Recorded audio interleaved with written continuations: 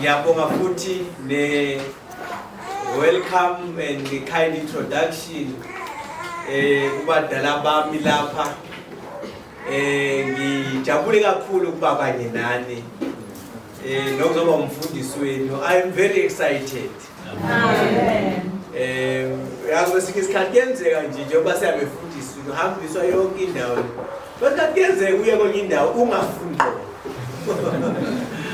But I must say ukuthukuza kwami la I am happy. Amen. And I am looking forward to kusebenza nani. uNkulunkulu ke muhle uzosithwala ndawonye size siyofika lapha afisa sifike khona. Amen. Amen. Akuningi ke ngizokusho kakhulu, angiyena umuntu okhuluma kakhulu. Amazwi nenkonzo zamazinde futhi awon preach inkonzende. Kodwa ke makwenzekile phela ngokumoya oyingcwele yenze kusihole. Mase ungiholileke uyobungiholi kodwa I don't preach inkonzo enjani ezinde ngenzela ukuthi ke ungazulale uthi hey inkonzo beyinde ngaze ngalala. No, kodwa ke qobe sometimes noma sishumana kangakanani if umuntu efuna ukulala wenze njani uyalala akhathaleke ukuba utheni. Sometimes ngesikwazi ukubavika abantu bengalali kodwa ke asithembe ukuthi uNkulunkulu uzosithwala kuze kuphele ke lenkonzo namhlanje. Amen. Amen. Now without wasting your time asiyele eBhayibhelini sivule lapha encwadi kaMateyu isahluko sika 14. Matthew chapter 14.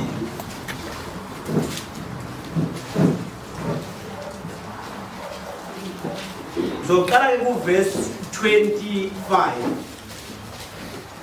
Ngehle nayo ngibambe ku verse 31. Ithi le ndawanyana, during the fourth watch of the night, Jesus went out to them walking on the lake. When the disciples saw him walking on the lake, they were terrified. "It is a ghost," they said, and cried out in fear. But Jesus immediately said to them, "Take courage.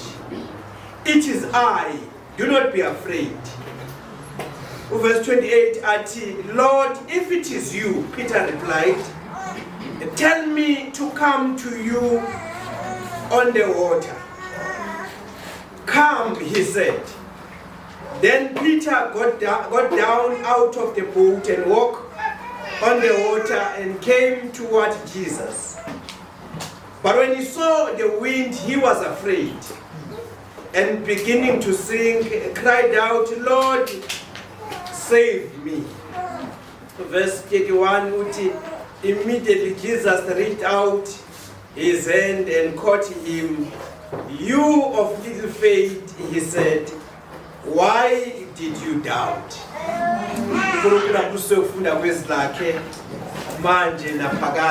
Amen. Amen. Sivala phehlo mangithanda. Ngoba sekhaya ezulwini izwi lakho leli linamandla liyaphila. Cela Nkosi ke uphinde losusondle ngalo lisiqondise endleleni liphinde Nkosi lisakhe lisenze kusabantu abangcono. Ngojesu Kristu ngiyathandaza. Amen. Now sizohlala kule passage for ipurpose yale nkonzo namhlanje. But ngifuna ukunikeza just a brief background yani yale passage. uJesu ebonakala esehamba phezu kwamanzi nje esefika koPeter. Now the context yale passage it's when uJohn the Baptist wayesenqunywe ikhanda wafa. Now uma enqunywe ikhanda wafa uJohn the Baptist Then uJesu wanted some time alone. Wayefuna nje ukuthi akayohlala azile and grieve for uJohn the Baptist. Kwamlimaza uJesu ukufa kabani? KaJohn the Baptist. But before sifike kule ndawanyana eyinkozi namhlanje, kunento that baffles my mind. Ukuthi uJesu wamyeka kanjani uJohn the Baptist? Bese uJohn the Baptist noJesu iministry yabo yayihambisana kanje. uJohn the Baptist mayefike emhlabeni, into ayizoyenza yayiyodwa, to prepare indlela apreparele uJesu. Hallelujah. Amen. Umsebenzi wakhe nje, his mission yayi-one, to prepare a mission and prepare Jesus. Kanguthi uyazi uJohn the Baptist was so powerful. Yabona more powerful. Mhlawumbe temptation yayingaba khona kuJohn the Baptist ukuthi man, ngoba ngipowerful, why ngingavele ngibize ngoMesiya uqobo lwami? Because amaJuda aye 5-2 ukuthi ambelieve ukuthi this is the Messiah. Ngendlela kayipowerful ngayo uJohn the Baptist. Baze baya kuyena bathumela delegation bathiwa akanombuzo ukuthi ubani lo. Lithi iBhayibheli bamnikeza a multiple choice question. But are you the Messiah? What John the Baptist? No, angiyena uMesiya mina. But are you the prophet? What you know? I am not the prophet. What are you, Elijah? What you know? Angiyena Elijah. What you are tell us then ubani wena? And uJohn the Baptist, why was we mega pants? What to John the Baptist? I am just a voice crying out in the wilderness, to prepare the way of the Lord. What am lutho nje. Hallelujah. Amen. Kambe kuba kuyimi mhlawumbe ngoba tempted mabe uMesiya bese ngithi namayi. They trusted to John so much. And uJohn wayengenakho ukuyiphakamisa. But uJohn esewenze wonke umsebenzi waswabhabhatisa uJesu uJohn the Baptist. But uJohn waboshwa uJesu enjani?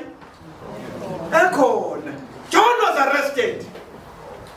Not only he was arrested, uJesu akazange ayekomvakashela ejele. Zahamba insuku hoping ukuthi maybe one of the days uzofika ezombona. But uJesu angenze njani? Akangaya. uJesu uyakwazi ukuthula uhambe endleleni enzima. Athula uJesu kube ngathi kanjani? Akekho. uJohn at some point he even sent his disciples. Are you the one or should we look for another? Because at that moment, Ukukholwa was shaken. Udaibo ngabe ngempela wena kade simbhekile noma sibheka njani? Uyacabanga uJohn uyena wayibhabhadisa uJesu. And walizwa izwi livela kuphi? Lithi lona ubani? But kuthe izinto mase when his very faith was shaken. Luyanyakaziseka ukholo ngezikhathi ezinzima. Sometimes you even ask yourself, are you the one? Or should I look for another? uJohn, he was at a breaking point. With man uJesu akafiki ngani. uJesu uyaphendula laba bathunyelwa uthi bona abani nitshela ukuthi abangaboni bese njani? Abangahambi bese njani? Abasethi abalambile izwi lezinjani bona? Liyashunyayelwa bona. uJohn waqhubeka kwahlale uyazi I'm sure he was hoping with mhlambe things will get better, but the things azange zibe ngcono. Emva kwalokho uJohn esihambe ukwanqunywa ikhaya. Can you believe it? Maybe he was hoping with maybe next week I'll be out. Even as I report here, I am in prison. Instead,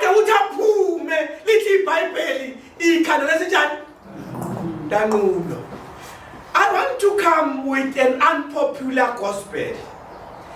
And at times, things will not get better.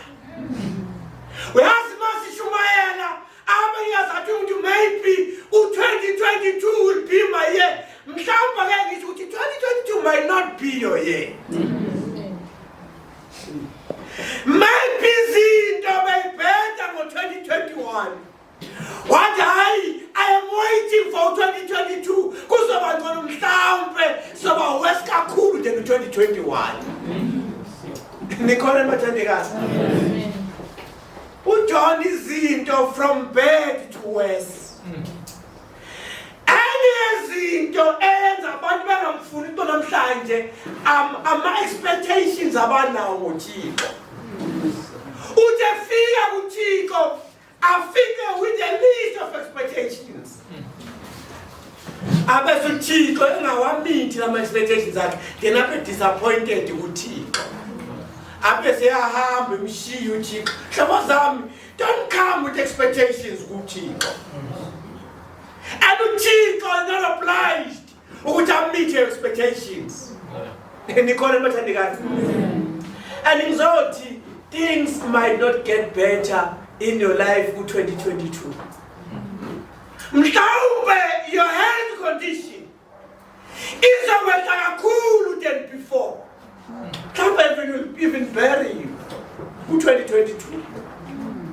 You need to prepare your mind for his danger so that you will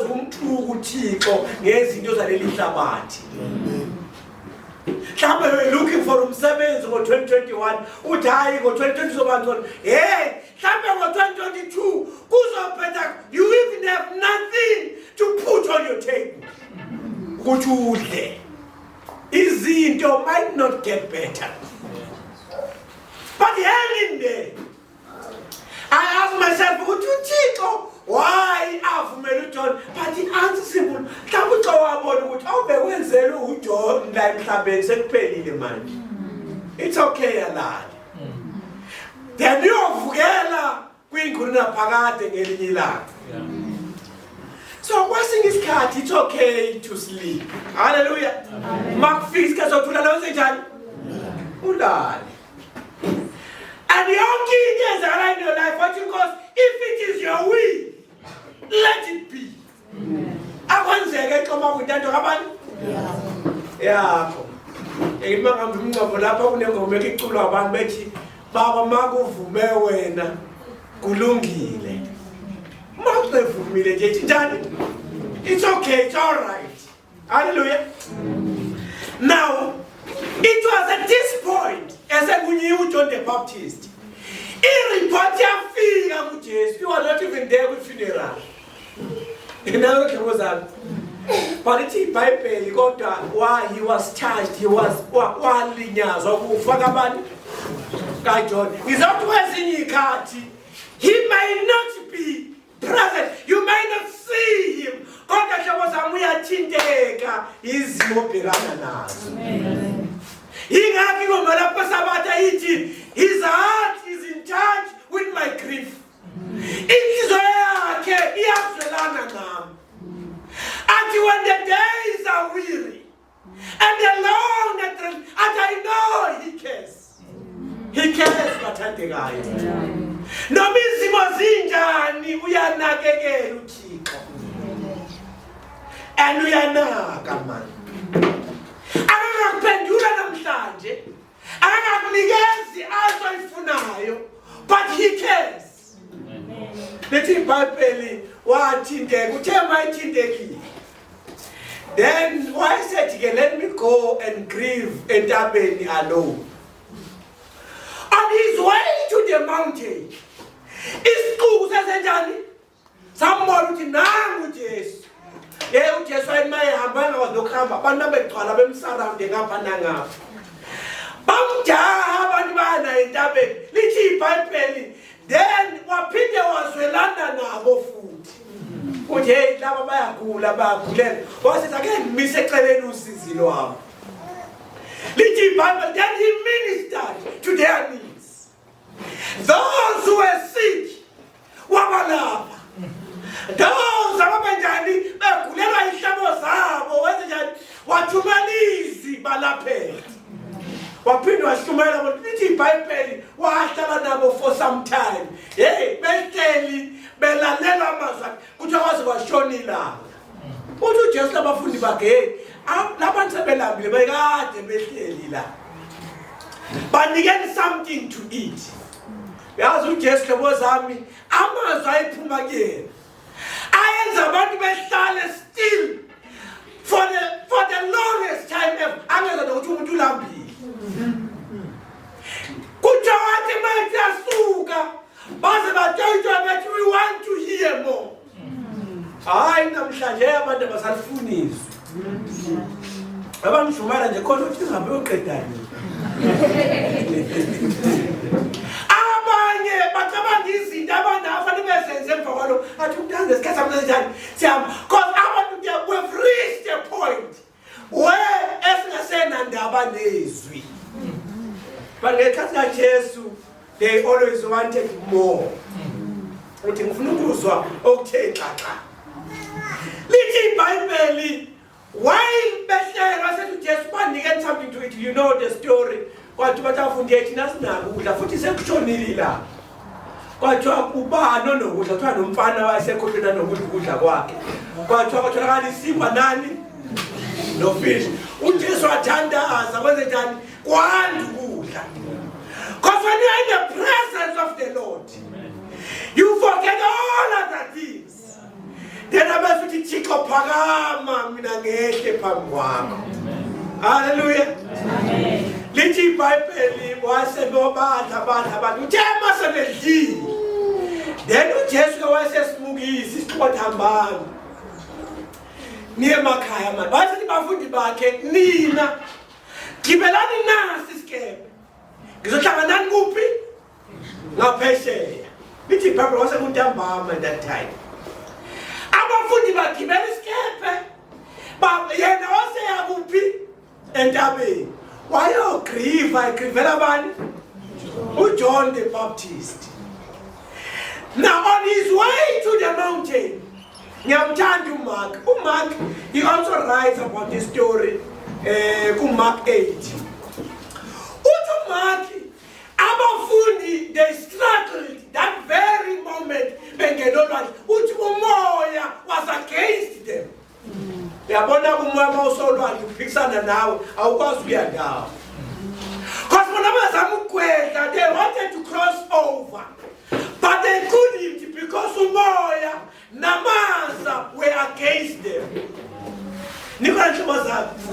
Ngizothi even on our spiritual journey sohlangana nomoya namandla. Impilo ngeke ibe smooth. Umethe uJesu elani ngaphesheya hlalani expectile ukuthi umoya namandla oqhamuka. Kodwa press on nibheke ngaphambili la nithunyelwe khona. Lithi iBhayibheli bathena bezama abesethu uMark Jesus saw them. Lithi uJesu wenze njani? Wababona bestruglisha. Hallelujah. That's a key word. He saw them.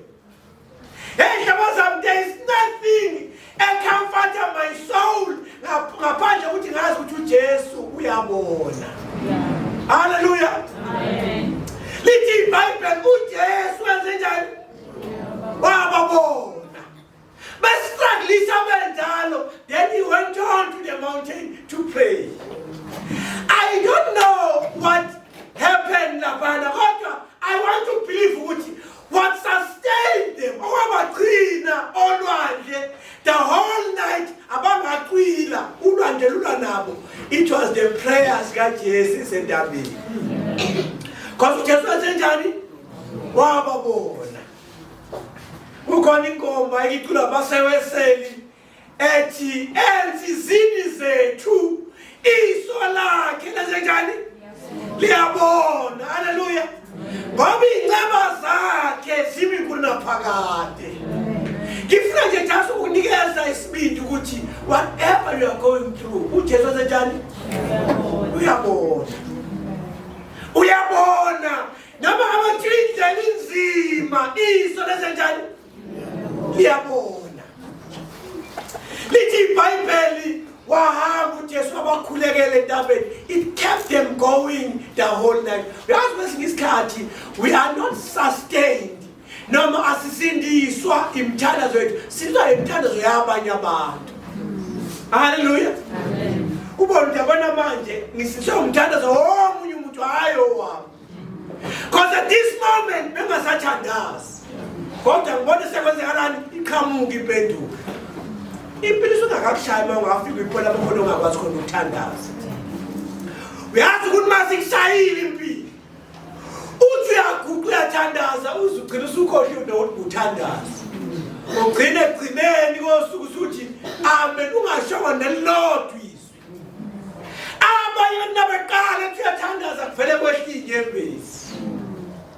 Impilo will put you in that spot. Ofiyakhona ukuthi uyathandaza ubone ukuthi hey ayikho into ezokwazi ukisho la. Vele uthi amen. Uyazi abazali akuyona i-eloquence yakhe kwenza uziwe uthixo. But ngoba iso lakhe lenzenjani? Liyabona. He will answer even those prayers ongazange uatharishe ngomlomo. Hallelujah. Amen. Ngengaxela abanye abazalwane ngithi when ngisafundela umfundisi there was a time angakoleta khona u43,000 esikoleni and omningi 40,000 that time and ngangazothi kuzowuthatha and every evening sasihamba sifike sithandaza and emthandazeni kwethu sithi Nkosi hear our prayers, incline your ear to us and grant us our petition. uThixo angawuphendula umthandazo. Ngeniyabuya ngakusasa omunye athi hey bengikoleta 5,000 kodwa namhlanje sekwenze njani? Sengutholile. Uyabuya ngosola nje bengikoleta 2,000 sekwenze njani? Sami isikweletu sisinyuka every day ngoba njani angisikhokheli. One of you people that where I gave up on God. I was like, no, I'll come to prayer, but I'm not going to pray. Because I've been praying, God tell about Johnny. Open door. At that moment I was angry at God. I'm not going to pray anymore. Well, no chance I need to learn. Because now I understand Chico, why not me? Can't you Chico that moment? Why ngenze iplan akayengenzele yona engangayazi mina. Hallelujah. Kanti ngiyothi ngosuku lokugcina engazoxoshwa ngalo ngathi ngiyafika kwathiwa my 43,000 has been paid in full. And mina for months ngasathandazi. But I knew while I was not praying, somebody somewhere was praying for me. Amen. It's all the times you are sustained by intanders.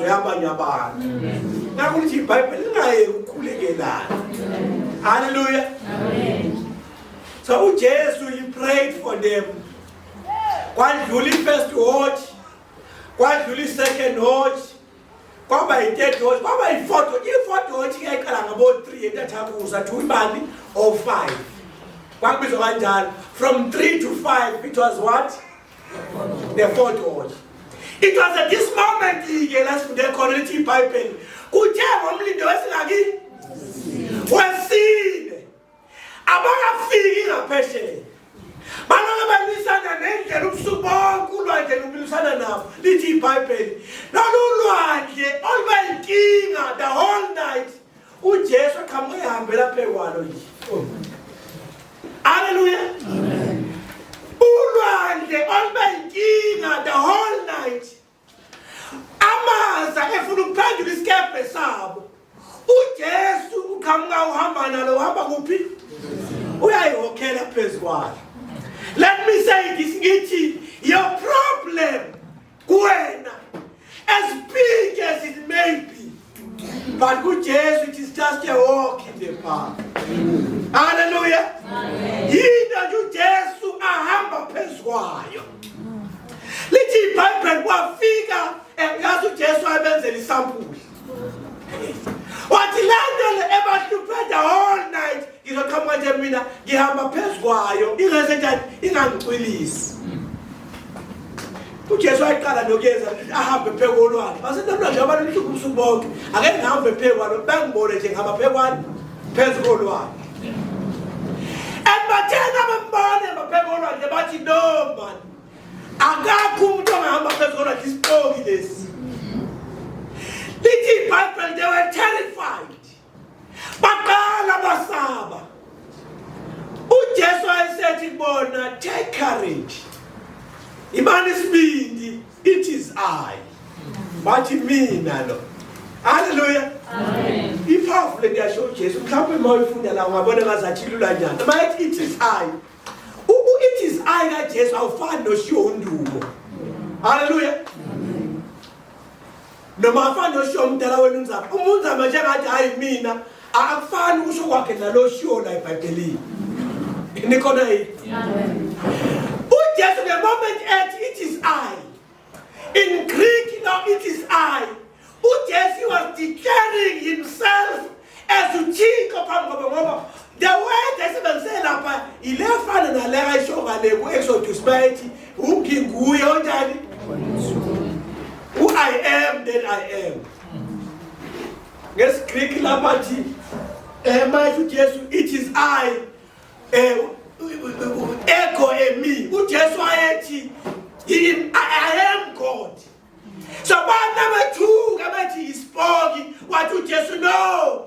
This is God before you, the master, the superintendent, the one who is in charge of everything. Amen. Yingakho kuPeter abesethi ke mayiphendula.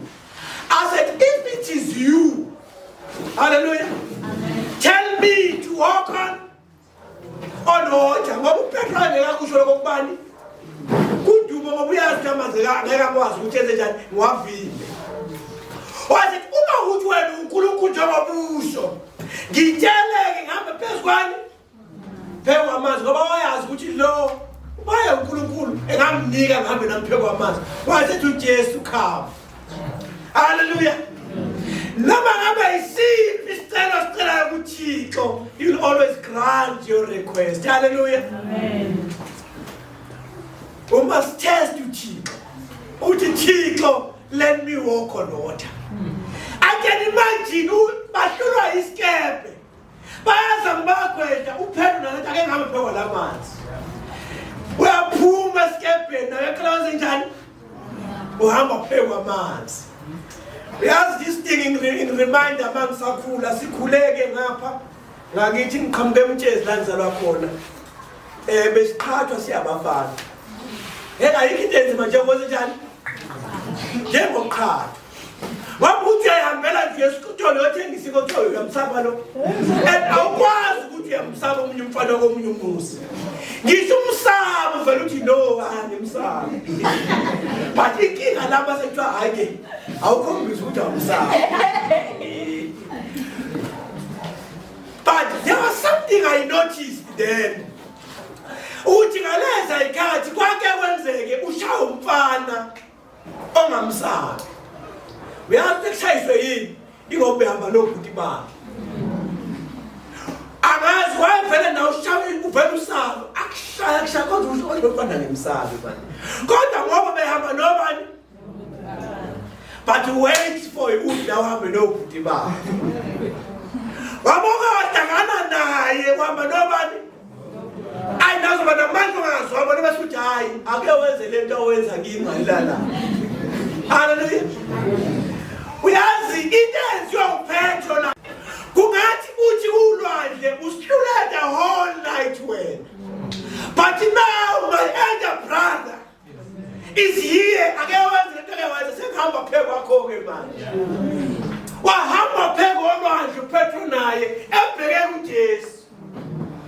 Until I'm sure I can't Petra by your daughter again, pick up on my shoes, escaping. Could you now born and say him? Could you have a pair one? That's your problem, Miss Piganina. She was a good abandoned. Would you like to see the Ambona? Hallelujah. We are blocking our very own blessings. Where was fruit and was born? Which in them more than go to sing it. Them more than to sing at Chivana. Little Bible at that moment. As a shifted away from Jesus, little Bible walked immediately. Another was up. Where's his car to kill away because of our own doing? Secretly, Swawuchi. We have shifted the measure with Jesus. Just doing I can do this. I can do this on my own. Hallelujah. After all, I am a very intelligent person. I was the top one. Then another was up. Then I was to come to let you to Twile. We have to petrol. What will as a Tuesday when the put Jesiah corner. What just was just here in the vicinity to President Itilendo. No man who said Tuesday in the vicinity. You can still be lost. Who like to allow Jesiah corner? Abanebet, my own last year,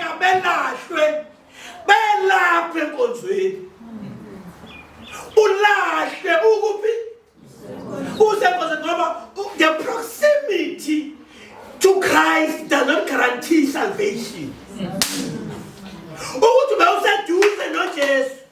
It won't make you to be saved.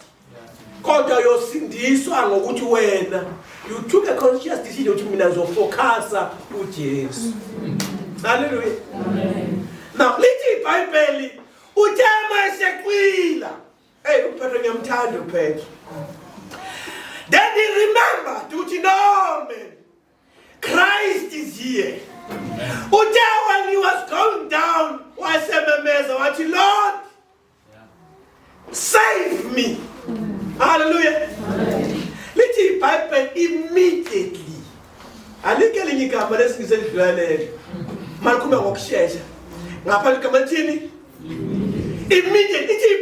immediately. He stretched his hand. Then Bambu Peter, then he lifted him up, put a mega paper man's. And he is on it. But man promise to just a promise and person could be. He lifted him up in the mega paper man's. Hey, Jesus is powerful. Hallelujah.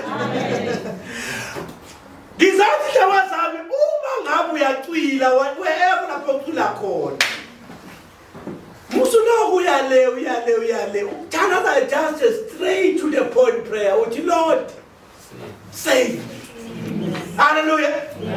Get more than Japan, which long time and easy. And Mother Chandas wena, so Nini, wena, and Dalis Pagapaga, wena, I beg it, Tabana Makuma, when I beg him Choponama, but Lomu to Lo, I am so sissy. Master so sissy is straight to the point. Lord, save me. Kagadi no masikhathana ama-commanding awenzi lutho kuthi umoya engcwele uyashintsha uinterprete lento udlulisa ngendlela efanelekile phambi kaThixo. Lokho esuke sikusho thina hayi akwenzi lutho manje. In fact ama-commanding akhombisana nokuthi awukholwa ukuthi ungakanani luncane, straight to the point. Lord, save me. Little Bible, then he was lifted up. He lifted me up from the deep miry clay. And he planted my feet on the King's highway.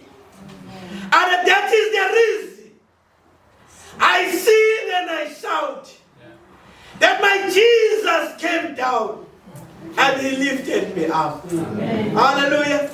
Uyaphakamsana uJesu inhlobo zakhe. Ithi ngoma sesabatha wangikhiphoda ngeno libishayo. Wangibeka endaweni abesethi sengoma bazake engikwenzelweyo ukuze bonke bakubone ngamehlo. Hallelujah. Amen. Uthe masembekele lapha uyazi kodwa akathulisa uJesu at this moment. Uma usenze njani? Usaphendula sifanele umbeke phekwani? Phekwamanzi, asaphenduka amanzi. Lithi iBhayibheli ithi kwi-Desert of Ages, uJuda the White. Then uJesu at this moment wayebesembamba uPetro ngesandla. What this time? Angifuni ukwenza iphutha. Because if I leave you alone, you might still make another mistake. Ushift amehla akho kumina. Uphinde ubheke labo suka kubona asethi manje ngizokubamba ngesandla. Bese siyahamba lithi iBhayibheli side by side. Wahamba uPeter noJesu base bayongena esikepeni. Hallelujah. It was only sabaseskepeni. Abesu Jesu lithi iBhayibheli wasethulisa umoya nolwandle kwayimanga wathi peace be still.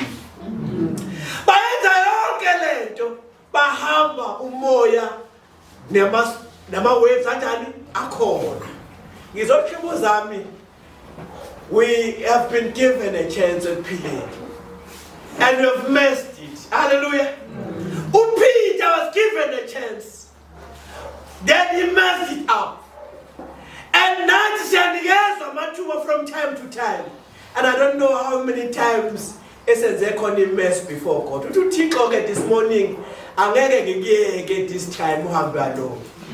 Uthi asihambe side by side. Ngizobamba ngesandla. Let's work together and finish the last mile. Ngizothi ku-2022 ungavumi ukuhamba wedwa. What in chief, if I try to make it by myself, I will fail. Lord, I need you. Utuzongibamba ngesandla and finish another. Lithi iBhayibheli emva bahamba and reach their destination. Hallelujah. Hlobo zami sofinyelela lapho siyakhona going to reach our destination. Noma ngabe kuthiwa kunzima kangakanani going to reach what? Our destination. Uma sihamba noJesu Kristu, i-destination is sure. Hallelujah. Sofika lapho esibheke khona. uNkulunkulu ke animusise aniqinise. Amen. Amen.